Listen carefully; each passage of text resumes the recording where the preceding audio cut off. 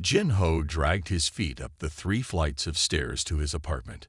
His backpack felt heavier than usual after a long day of quantum physics lectures. All he wanted was to collapse on his couch, order some takeout, and watch mindless videos until sleep took him. But today wouldn't be like other days. Today, everything would change. The university housing director had emailed him last week. Due to the newly established interstellar exchange program, Jin-Ho would be sharing his 1-bedroom apartment with a student from Veridan. He had seen the aliens on news broadcasts, tall beings with skin that shifted colors like living mood rings, 4 arms, and eyes that seemed to take in everything at once. Jin-Ho paused at his door, key in hand. A strange, sweet scent like honeysuckle mixed with cinnamon drifted from inside his apartment. They had arrived early. "Here goes nothing," he muttered, unlocking the door. The living room looked mostly unchanged, except for a few crystalline objects arranged neatly on his bookshelf. They caught the afternoon light, sending tiny rainbows dancing across the walls. Then movement drew his eye to the kitchen area. She stood nearly 7 feet tall, her slender frame making her appear even taller. Her skin rippled with colors, currently a deep purple fading into blue along her 4 arms. The university had provided basic information.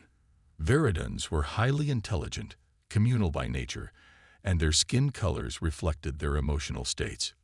Beyond that, Jin-Ho was clueless. "Hello," she said, her voice melodic and clear despite coming through the translator device at her throat. "You must be Jin-Ho. I am Hae-Yun."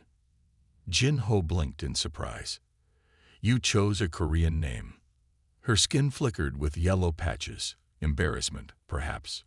"Yes, my actual name contains sound frequencies human vocal cords cannot produce. I selected a name from your culture that seemed pleasant. Is this inappropriate?" No, Jin-Ho assured her quickly. "It's fine. Nice to meet you, Hae-Yun." He set his backpack down, unsure what to do next. "I hope you found everything okay." Hae-Yun's upper set of hands gestured toward the small suitcase by the couch. "I have brought minimal possessions. Your university provided basic necessities." Her lower set of hands remained clasped in front of her. "I apologize for arriving before your return. The transport schedule was adjusted." "It's no problem," Jin-Ho said. "Have you eaten?" "I was going to order food." "Thank you, but I consume nutrients only once per Earth day, in the morning." She tilted her head slightly.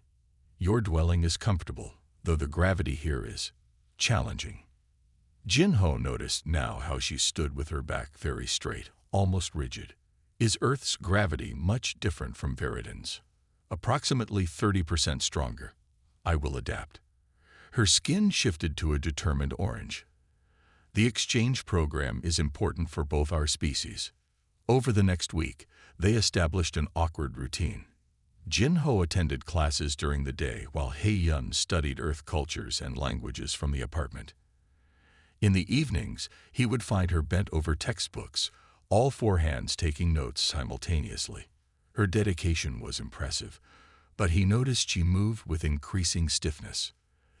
They spoke little, each careful not to intrude on the other's space. Jin-Ho cleared half his closet and dresser, and Hae-Yun kept her few possessions meticulously organized.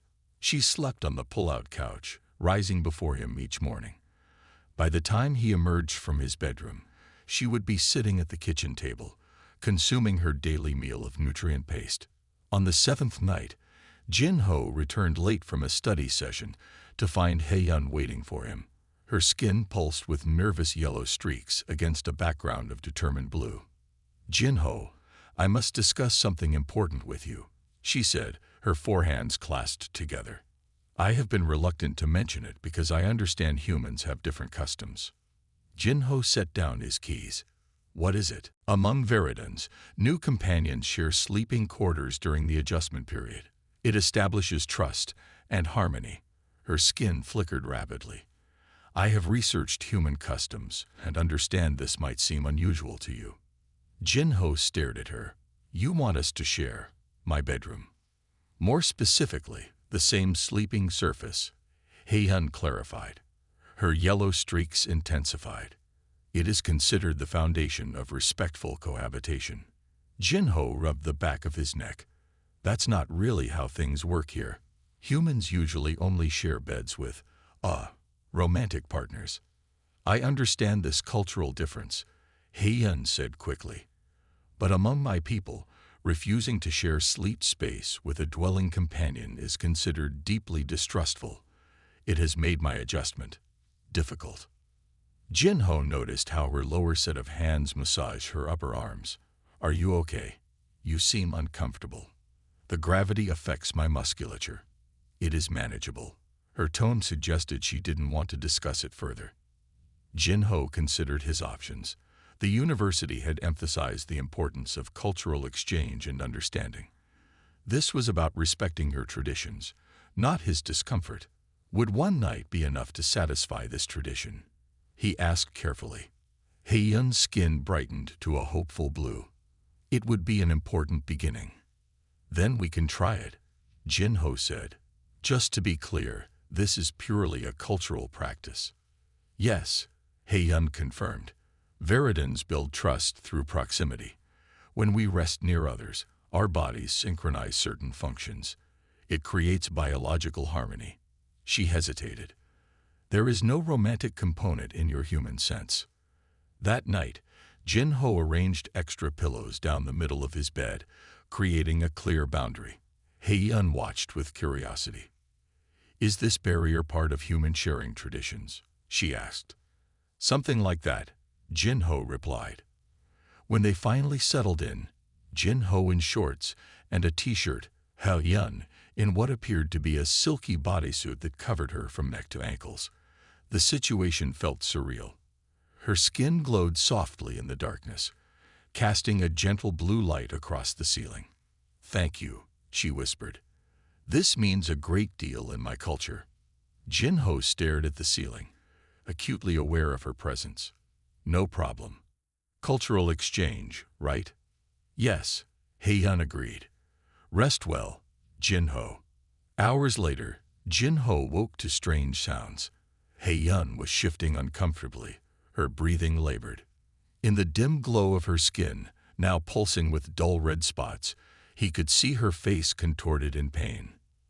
Hei-yun, are you okay? It is nothing, she insisted, but he noticed her lower arms massaging her back muscles.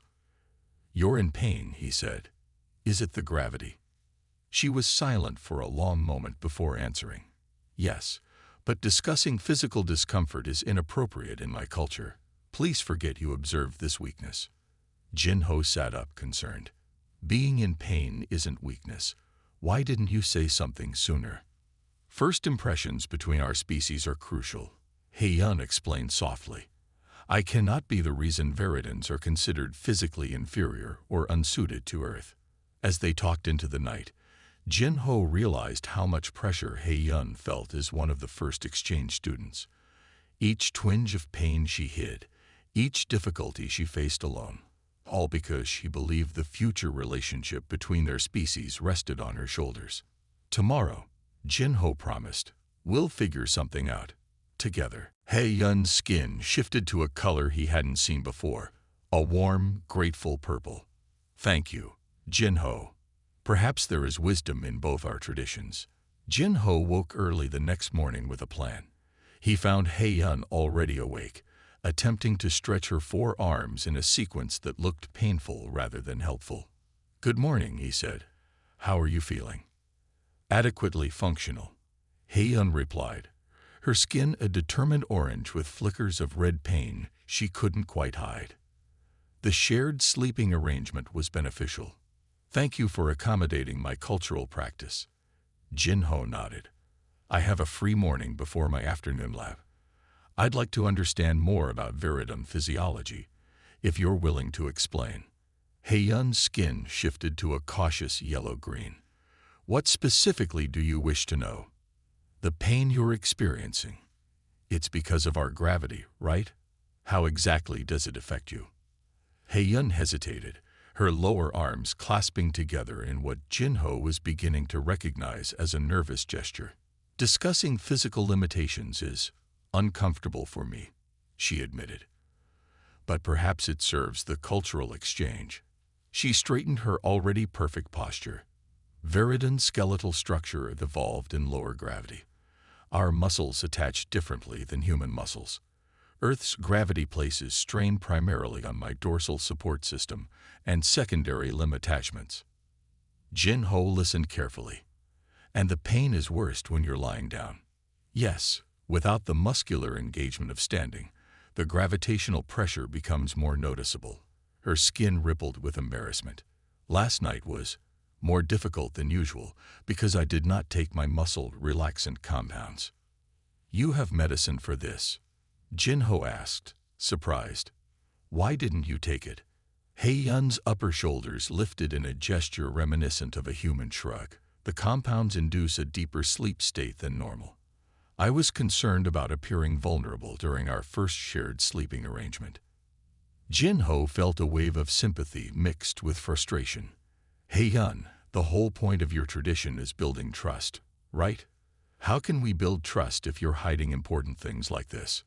Her skin darkened to a deep blue. "You are correct. I have compromised the tradition by not being forthcoming." "Look," Jinho said, softening his tone, "I'm not upset. I just want to help. Maybe we can find a solution together."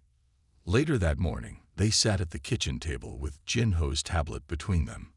He had downloaded basic information about Viridin physiology from the university database, while Heiyun sketched diagrams showing the differences between human and Viridin musculature.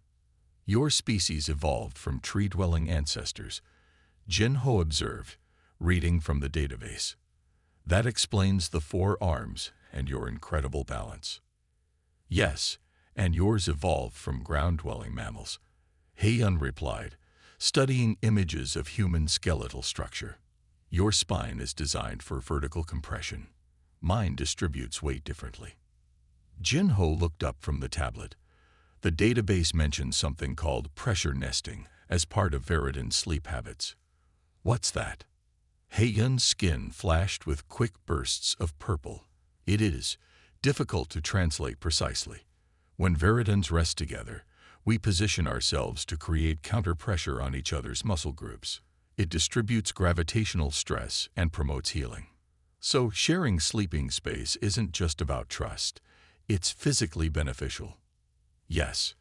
Traditionally, dwelling companions arrange themselves to provide support to each other's most stressed muscle groups."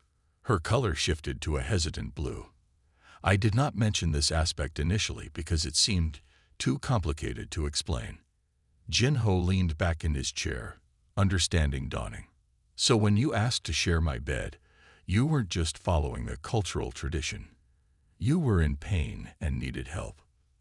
Heiyun's skin dimmed to a muted gray. "I apologize for the omission. In my culture, seeking physical assistance is considered appropriate only after trust is established." "But you're not on Viridin now," Jinho pointed out gently. "On Earth, asking for help when you're in pain is completely normal." They spent the rest of the morning experimenting with cushions and pillows arranged in different configurations. Jinho called the university housing office and requested special cushions designed for Viridin students, learning they were available but had to be specifically requested. "Why didn't they just give these to you automatically?" Jinho asked, frustrated after hanging up. "I may have indicated on my accommodation forms that I required no special assistance," Heiyun admitted, her skin flickering with embarrassment. "The exchange program is highly competitive. I did not wish to appear less suitable than other candidates." That evening, Jinho returned with the special cushions. They were dense but flexible, designed to counter Earth's gravitational pull on specific Viridin muscle groups. He also brought takeout from a new restaurant near campus that specialized in foods safe for both species to consume. "I thought we could eat together tonight," he explained, setting the containers on the coffee table. Another Earth roommate tradition. As they shared the meal, Heiyun asked questions about human foods, expressions, and habits. Jinho found himself equally curious about her world. Do Viridans have families like humans do? He asked. We have dwelling groups, she explained. 5 to 7 individuals who share living space from early development through education. Not all are biologically related. So like a combination of family and roommates. Similar, yes. We maintain these connections throughout life. Her skin shifted to a nostalgic violet. My dwelling group communicates with me daily. They are concerned about my adaptation to Earth. What have you told them about me? Jinho asked, suddenly curious how he might be described to aliens light years away. Heiyun's skin brightened. I have told them you are considerate and adaptable. That you ask thoughtful questions and respect differences. She hesitated. I have not yet mentioned the sleeping arrangement. Why not? Because they would worry less about me if they knew, she said simply. And I do not wish them to think I required special accommodation. Later that night, they arranged the new cushions on Jinho's bed. The barrier of pillows remained, but now supplemented with the specialized supports for Heiyun's body. Is this how it would be on Viridun? Jinho asked as they settled in. Not exactly, Heiyun replied. In my dwelling group, we would position ourselves much closer, with our limbs arranged to provide counterpressure. Jinho tried to imagine 6 Viridans tangled together like a puzzle. That sounds complicated. It becomes instinctive, she said. But this arrangement is a significant improvement. Thank you. As they lay in the darkened room, the soft blue glow of Heiyun's relaxed skin created gentle patterns on the ceiling. Jinho found himself curious about another aspect of her physiology. Your skin. What does blue mean? I've noticed it changes with your emotions. Blue represents calm, contentment, or gratitude. Heiyun explained. It is our natural resting state. The intensity indicates the depth of feeling. And the yellow from earlier, embarrassment or uncertainty. Red indicates pain or danger. Orange is determination or focus. What about purple? Jinho asked, remembering the color he'd seen briefly. Heiyun was quiet for a moment. Purple represents connection or understanding. It appears when we feel truly heard or when we share meaningful experiences with others. Jinho smiled in the darkness. I like that one. It is a good color, Heiyun agreed softly. Just before sleep claimed him, Jinho realized something important had shifted between them. What had begun as an awkward arrangement of necessity was becoming a true cultural exchange. Both of them learning, adapting, building something new together that neither could have created alone. The next morning, Jinho woke to find Heiyun already up and moving around the apartment with noticeably more ease.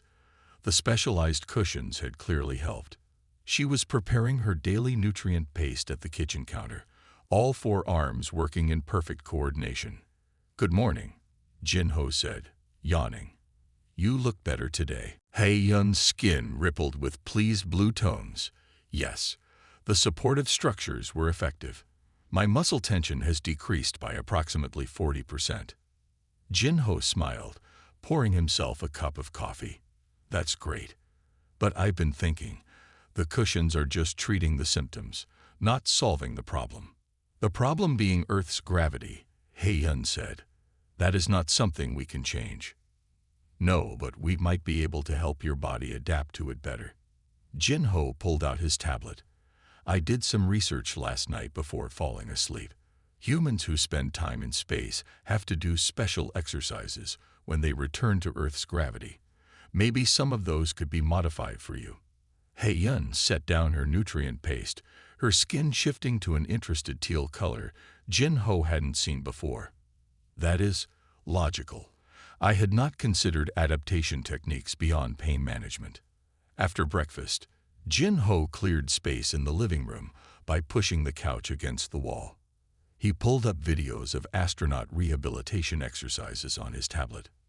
These are designed to strengthen the human musculoskeletal system after exposure to zero gravity, he explained. The principle should be similar for someone from a lower gravity environment. They spent the morning experimenting with different movements. Hei-yun was remarkably flexible, able to position her forearms in ways that would be impossible for humans.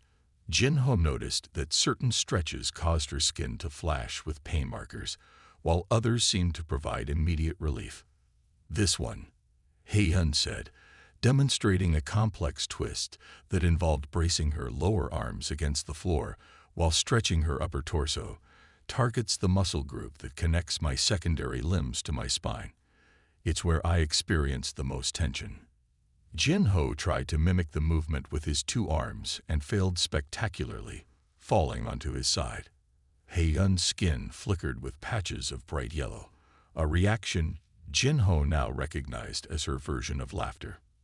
"Your skeletal structure is not designed for this position," she observed, helping him up with her upper arms while her lower ones remained braced on the floor. "Clearly," Jin-ho chuckled. "But it gave me an idea. What if we combine some of the astronaut exercises with traditional Veridan stretches? Create something new that specifically addresses your needs on Earth." By lunchtime, they had developed a routine of 12 exercises that Hei-yun could perform daily. Jin-ho recorded each one on his tablet so she could reference them later. "I should practice these 3 times daily," Hei-yun said, reviewing the recordings. "Morning, midday, and before sleep cycle. I'll help you remember," Jin-ho promised. "We can do the evening ones together." That afternoon, Jin-ho had classes, but he couldn't stop thinking about other ways to help Hei-yun adapt. During his physics lecture, a thought struck him. He hurried to the university library after class and headed straight for the engineering section. When he returned to the apartment that evening, he found Hei-yun in the midst of her exercise routine. Her skin glowed with exertion, shifting between determined orange and focused blue. "I may have found another solution," Jin-ho announced, holding up a book on mechanical engineering. "What if we created a harness that could partially offset Earth's gravity for you?" Hei-yun paused mid-stretch, all 4 arms freezing in position. "Explain." "It would be like a support system you could wear under your clothes," Jin-ho said excitedly, setting the book down and flipping to a page he had marked. "Using tension bands to take some pressure off your key muscle groups. Not enough to make you float or anything, but enough to reduce the strain." Hei-yun's skin shifted to a thoughtful purple. "The concept has merit, but I lack knowledge of Earth materials and construction techniques. My roommate last year was an engineering student," Jin-ho said. "He left some tools and materials when he graduated.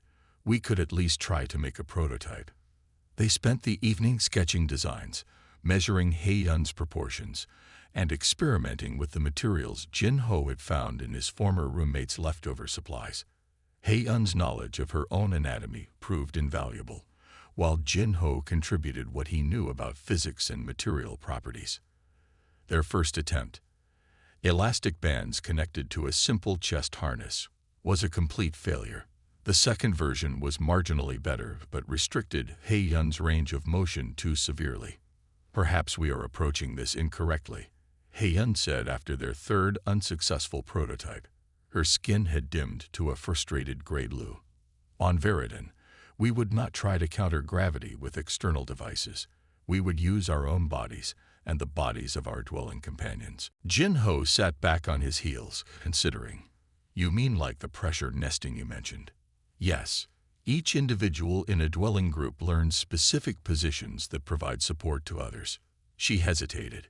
"It is complex to explain without demonstration." "Show me," Jin-ho suggested. "Maybe we can adapt some principles from your pressure nesting into our design." Hei-yun looked uncertain, her skin flickering between yellow and blue. "It would require physical contact. Is that acceptable?"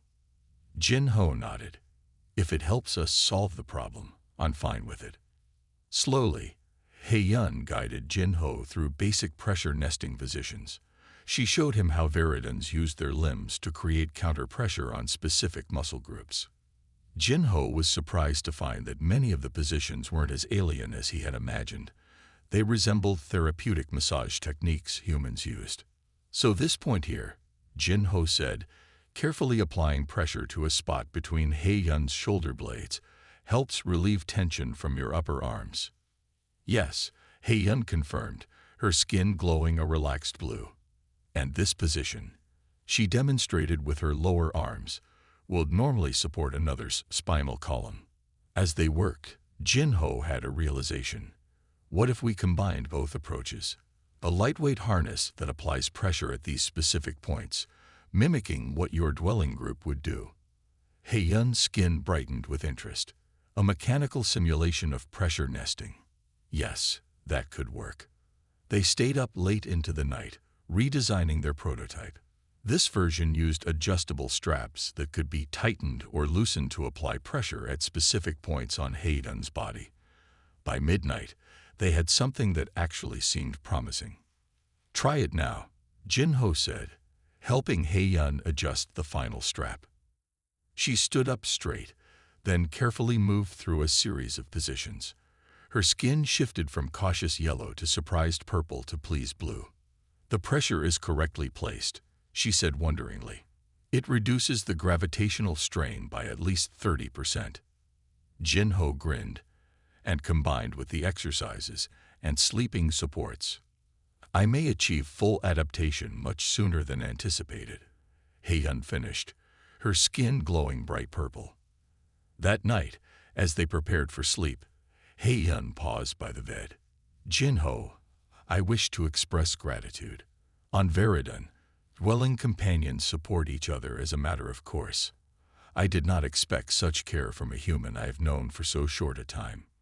Jin-ho arranged the cushions in what they now called Earth Veridon configuration. "That's what roommates do here too, Hei-yun. We help each other." As they settled into their now familiar positions, the barrier of pillows between them seemed less like a division and more like a bridge. A physical representation of two cultures finding common ground. 2 weeks passed with steady improvement. Hei-yun's body was adapting to Earth's gravity. The support harness, which they had refined 3 times, now fit comfortably under her clothes. Their shared sleeping arrangement had become routine, with the specialized cushions positioned just right. Jin-ho had even grown accustomed to the soft blue glow of Hei-yun's relaxed skin as he fell asleep each night. One Tuesday afternoon, Jin-ho returned from physics lab to find Hei-yun sitting perfectly still at the kitchen table. Her communication tablet lay in front of her, displaying a message in Veridon script. Her skin had turned a dull, flat gray Jin-ho had never seen before. "Hei-yun, what's wrong?" he asked, setting down his backpack. She didn't respond immediately. When she finally looked up, her eyes seemed unfocused. "The Veridon Council has requested a progress report," she said, her voice oddly flat. "They are considering terminating the exchange program." Jin-ho dropped into the chair across from her. "What? Why? I thought things were going well." "The other Veridon exchange students have reported significant difficulties with Earth adaptation," Hei-yun explained. 3 have requested early return to Veridon due to health complications. "But you're doing better, right? Can't you tell them about our solutions?" Hei-yun's skin darkened further, almost charcoal now. "My report is due in 3 Earth days. I must provide comprehensive evidence that meaningful cultural integration is possible between our species." Jin-ho frowned. "And if you can't, then I will likely be recalled, and the program will be suspended indefinitely." Her lower arms trembled slightly. "Our peoples may not attempt direct exchange again for many years." Over the next 2 days, Hei-yun pushed herself relentlessly. She attended every lecture possible, joined 3 human student groups, and participated in a cultural showcase event. Jin-ho noticed she had stopped wearing the support harness and had abandoned her exercise routine. When he questioned her, Hei-yun's skin flashed a defensive orange. "I must demonstrate that Veridons can fully adapt to Earth conditions without special accommodations. The Council will view adaptations as evidence of incompatibility." "That's ridiculous," Jin-ho argued. "Humans use adaptive technology all the time. Glasses, hearing aids, even shoes are adaptations to our environment.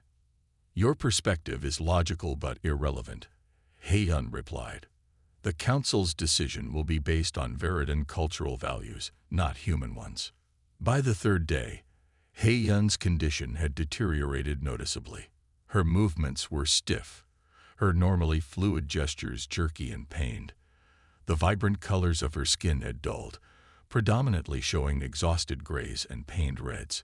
She refused to use any of their adaptive solutions, insisting she needed to function naturally to prove integration was possible.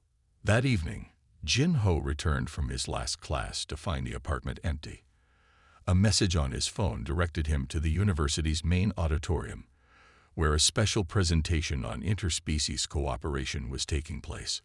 When he arrived, he found Hei-yun on stage with several university officials and 2 other alien exchange students. She was giving a presentation on Veridan Earth cultural similarities, standing rigidly straight despite the visible pain markers flashing across her skin.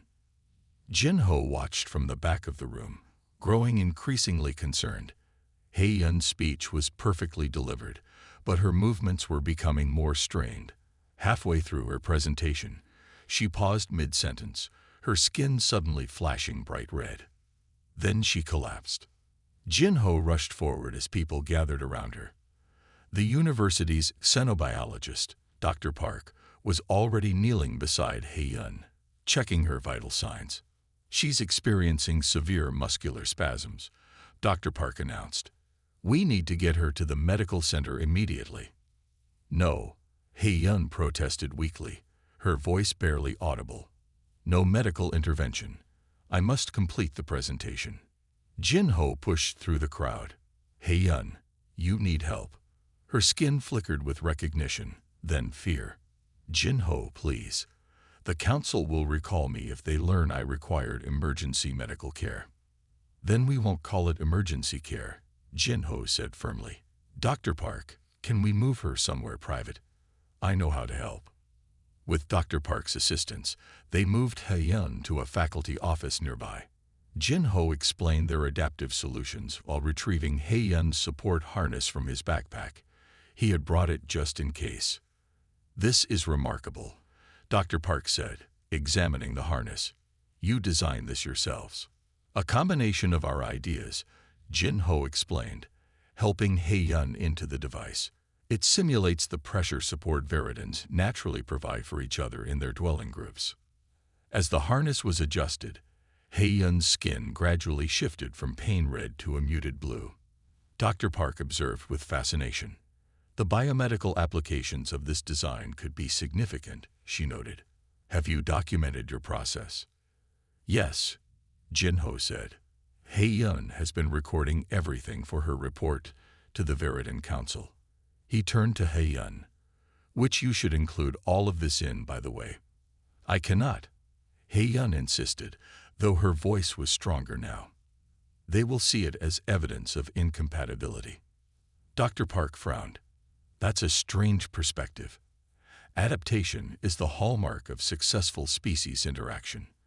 The Council values physical resilience, Hei-yun explained. They will view dependence on adaptive technology as weakness. Jin-ho knelt beside her. Hei-yun, listen to me. You're not being fair to yourself or to your people. You're hiding important information that could help other Veridans on Earth. The exchange program will be terminated, she insisted. Maybe, Jin-ho acknowledged. Or maybe they'll see that we found solutions together. That humans and Veridans can cooperate to solve problems neither could solve alone. Dr. Park nodded in agreement.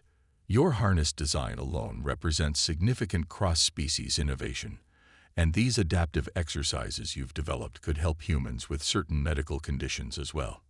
Hei-yun's skin showed flickers of uncertainty, purple mixing with the defensive orange. My duty is to demonstrate successful integration. And what's more integrated than this? Jin-ho gestured between them. We share knowledge, living space, even sleeping arrangements. We develop new technologies together. If that's not successful integration, what is? Later that night, back in their apartment, Hei-yun sat at the kitchen table staring at her communication tablet. Her report to the council was due in hours. Jin Ho had helped her back to their apartment, made sure she took her muscle relaxants, and given her space to make her decision. "What will you tell them?" he finally asked. Heyun looked up, her skin now a complex swirl of colors. Determined orange, thoughtful purple, and something new.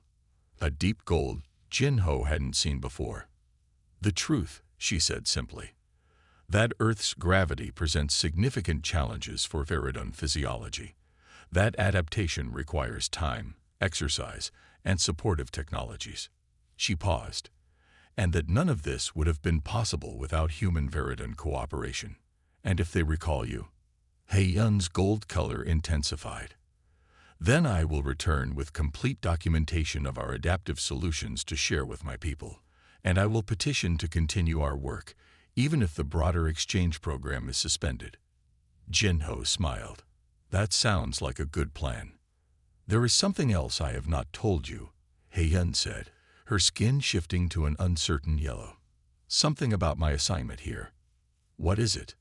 "I was specifically selected because my physiology was considered most adaptable to Earth conditions. The Council anticipated difficulties, but they did not share these expectations with us." Her lower arms clasped together nervously. "We were expected to struggle, perhaps even to fail." Jin Ho stared at her in shock. "They set you up to fail. Why?" "To justify limited engagement with Earth," Heyun said softly. "There are those on the Council who fear too much human influence on our culture." And now, Heyun's skin flushed with determined gold and purple. "Now I will show them that their fears are unfounded, that our differences can become strengths when we work together." 3 days passed with no response from the Viridun Council. Heyun checked her communication tablet constantly, her skin cycling between anxious yellow and resigned gray. Jin Ho tried to keep her spirits up, but uncertainty hung over their apartment like a heavy cloud. "They might still be reviewing your report," Jin Ho suggested as they prepared dinner together.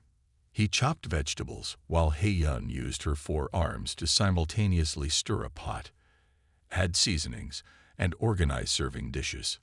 "Unlikely," Heyun replied, her skin a dull blue. "Council decisions typically come within 1 Earth day. This delay suggests extensive debate." Jin Ho placed the chopped vegetables into a bowl. "I take that as a good sign. If they were just going to reject everything, wouldn't they have done it quickly?" Heyun's skin flickered briefly with hopeful purple before settling back to anxious yellow. "Perhaps." That evening, they continued their now-established routine. Heyun performed her adapted exercises, while Jin Ho studied at the kitchen table. They shared the meal they had prepared together, discussing their classes and the cultural differences they had observed. At night, they arranged the specialized cushions on Jin Ho's bed in what they now called their hybrid configuration. As they settled in for sleep, Heyun spoke softly. "If the Council orders my return to Viridun, I wish you to know that our time as dwelling companions has been valuable to me." Jin Ho turned to face her across the pillow barrier. "Don't talk like that. We don't know what they'll decide." "I must prepare for all possibilities," Heyun insisted, her skin a sad violet in the darkness. "The knowledge we have created together, the exercises, the support harness, our combined sleeping arrangement, I will ensure it benefits others regardless of the Council's decision." Jin Ho reached across the pillow barrier and briefly touched her upper arm, a gesture he had rarely made before. "I know you will." The next morning, Jin Ho woke to the sound of Heyun's surprised gasp. He sat up quickly to find her staring at her communication tablet, her skin pulsing with bright, shocked patterns of gold and purple. "What is it?" he asked, still half asleep. "The Council," Heyun said, her voice unusually high. "They have reviewed my report, and—" her skin rippled with disbelief. "They are expanding the exchange program." Jin Ho blinked. "What? Really?" Heyun held out the tablet, which displayed a message in Viridun script alongside an Earth language translation. Jin Ho read quickly. "Exchange student Heyun, The Council acknowledges receipt of your comprehensive report on Earth Viridon integration. Your detailed documentation of adaptive technologies and cross-species cooperation demonstrates unexpected potential for meaningful exchange. The Council has voted to extend the pilot program and implement your adaptive methods for all current and future Viridon representatives on Earth. Additionally, we request your continued participation as lead cultural integration specialist, with authorization to establish formal research parameters for your dwelling companion arrangement. Jin-Ho looked up, stunned. Lead cultural integration specialist. Hei-Yun's skin was now glowing the brightest gold Jin-Ho had ever seen, with waves of purple washing through it. They are not only continuing the program, they are expanding it based on our work. The harness design, the exercises, even our sleeping arrangement. They want documentation of everything. That's amazing, Jin-Ho exclaimed. But what does it mean for you? Do you stay? Yes, Hei-Yun confirmed, her colors intensifying further. I am to remain for the full academic year, possibly longer. And she paused, her skin shifting to an uncertain yellow. They are asking if you would officially participate in the research program as my human counterpart. It would include compensation and academic credit. Jin-Ho grinned. So I'd get paid to be your roommate. Sign me up. The next few weeks transformed their lives. The university created an official research space for them in the xenobiology department, where they refined their adaptive technologies with proper equipment and materials. Dr. Park helped them document their work for both human and Viridon scientific publications. Word spread quickly through the small community of exchange students. Soon, 3 other Viridon students were visiting their apartment regularly, learning the exercises and being fitted for custom support harnesses. Jin-Ho was surprised to discover that each Viridon had slightly different muscle structures, requiring personalized adjustments to the basic design. One evening, as a Viridon student named Du-Yun practiced the adaptive exercises in their living room, he asked Hei-Yun a question in their native language. Hei-Yun's skin instantly flashed with embarrassed yellow patterns. What did he say? Jin-Ho asked after Du-Yun had left. Hei-Yun's yellow patches lingered. He asked about our sleeping arrangement. Word has spread among the Viridon students that we share sleeping quarters. Is that a problem? No, Hei-Yun said, her color shifting to thoughtful purple. But he was curious if we practice traditional pressure nesting or maintain a physical barrier. Jin-Ho glanced at their bedroom door. The pillow barrier remained a constant feature of their arrangement, though it had grown smaller over time as they became more comfortable with each other's presence. What did you tell him? That we have developed a hybrid approach suited to both our species' needs, Hei-Yun replied. I explained that humans value physical boundaries while sleeping, but that our arrangement still provides necessary support. Jin-Ho nodded slowly. It's interesting how we've created something new together. Not fully Viridon, not fully human. Yes, Hei-Yun agreed, her skin glowing with satisfied purple. The Council has a term for this, adaptive integration. It refers to cultural exchange that produces new behaviors beneficial to both species. 2 months later, they were invited to present their research at an interspecies conference hosted by the university. Representatives from 5 different alien species would attend, along with human scientists and cultural specialists. The morning of the conference, Jin-Ho found Hei-Yun staring out their apartment window, her skin shifting through complex patterns of blue, purple, and gold. Nervous? He asked, joining her by the window. Contemplative, Hei-Yun corrected. When I first arrived on Earth, I believed my task was to demonstrate Viridon resilience by hiding my difficulties. I thought adaptation meant changing myself to match Earth conditions. And now I understand that true adaptation is collaborative.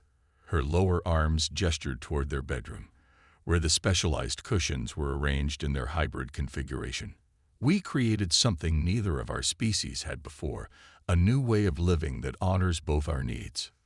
Jin-Ho smiled. From roommates to research partners. Not bad for 2 months. At the conference, they demonstrated their adaptive technologies to an audience of humans and aliens. The support harness, now refined with proper materials, drew particular interest from representatives of other high-gravity planets. The exercise routines, which Jin Ho and He Yun performed together, showed how movements from both species could be combined into something new and effective. During the question period, a human scientist asked He Yun if she still experienced pain from Earth's gravity. Sometimes, she answered honestly, her skin a calm, confident blue. But pain is information, not weakness. It tells me when to use our adaptive tools, when to rest, when to adjust my activities. Later, as they demonstrated their sleeping arrangement using a model bed, another Veridan in the audience asked about the pillow barrier. "Is this truly necessary?" The Veridan asked. "Does it not prevent proper pressure nesting?" Heyun's skin showed no embarrassment now, only proud purple. This barrier represents cultural respect. Humans value personal space during sleep cycles, while Veridans value close contact. Rather than forcing either species to abandon their traditions, we created a compromise that honors both. Jin Ho added, "And we found that even with the barrier, we can position the specialized cushions to provide similar benefits to traditional pressure nesting." That night, after the successful presentation, they returned to their apartment tired but satisfied. As they prepared for bed, arranging the cushions in their familiar pattern, Heyun paused. "Jin Ho, there is something I wish to say." "What is it?" Her skin glowed with the deepest purple he had ever seen, almost luminous in the dim light. On Veridan, when dwelling companions create new traditions together, it is considered a significant life milestone. It means they have moved beyond following established patterns and have begun contributing to cultural evolution. Jin Ho smiled as he understood her meaning. "So we're not just roommates or research partners. We're tradition makers." "Yes," Heyun agreed, her purple glow intensifying further. "And that is the greatest honor in Veridan culture, to create something new that benefits those who come after you." As they settled into their hybrid sleeping arrangement, the pillow barrier between them seemed less like a division and more like a bridge, a physical symbol of two worlds finding harmony through understanding, adaptation, and respect.